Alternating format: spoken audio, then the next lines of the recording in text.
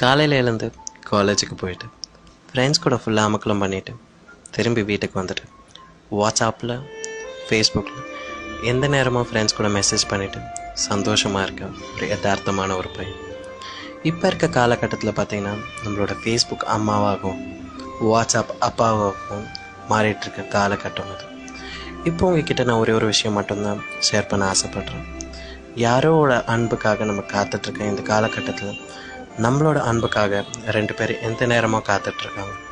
நம்மளோட அம்மா, நம்மளோட அப்பா. அம்மாவோட அன்பு நான் சொல்லி தான் புதுசாக ஆகணுன்ற அவசியம் இல்லை.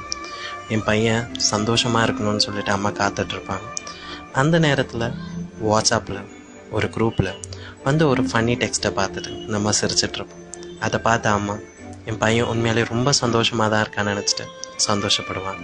அப்பா 24 மணி நேரமும் ஃபோனும் கையுமாவே சுற்றிட்டுருக்கான் என் பையன், அவனோட வாழ்க்கை என்னத்துக்காகும் அப்படின்னு சொல்லிட்டு கவலைப்பட்டுட்ருக்கார். உங்ககிட்ட ஒரே ஒரு விஷயம் தான் நான் சொல்லணும்னு ஆசைப்பட்றேன். நம்மளோட வாழ்க்கையோட முக்கால்வாசி மணி நேரத்தை நம்மளோட சோஷியல் நெட்வொர்க்கில் தான் நம்ம ஸ்பெண்ட் பண்ணுறோம். இன்றைக்கி ஒரு முடிவெடுங்க. டெய்லி ஒரு 5 நிமிஷம் அம்மா கூட உட்காருங்க.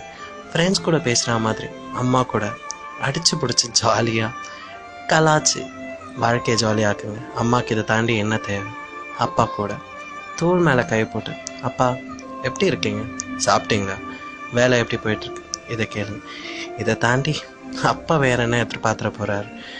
நம்மளுக்கு அம்மா அப்பா இருந்தோம், அவங்களோட அன்பை நம்ம சரியாக யூஸ் பண்ணிக்கிறதில்ல. நிறைய பேர் அப்பாவோடையும் அம்மாவோட அன்பையும் மிஸ் பண்ணிகிட்ருக்காங்க. இல்லாத டைமில் ஃபீல் பண்ணுறதோட இருக்கிறப்போ அதோட உணருங்க. அவங்க கூட டெய்லி ஒரு 5 நிமிஷம் ஸ்பெண்ட் பண்ணுங்கள், அவங்க கூட பேசுங்க. இது என் அப்பா அம்மாவுக்கு நான் இன்றைக்கி எடுக்கிற முடிவு. தேங்க்யூ. லவ் யூ அம்மா. எப்போவுமே லவ் யூ அப்பா.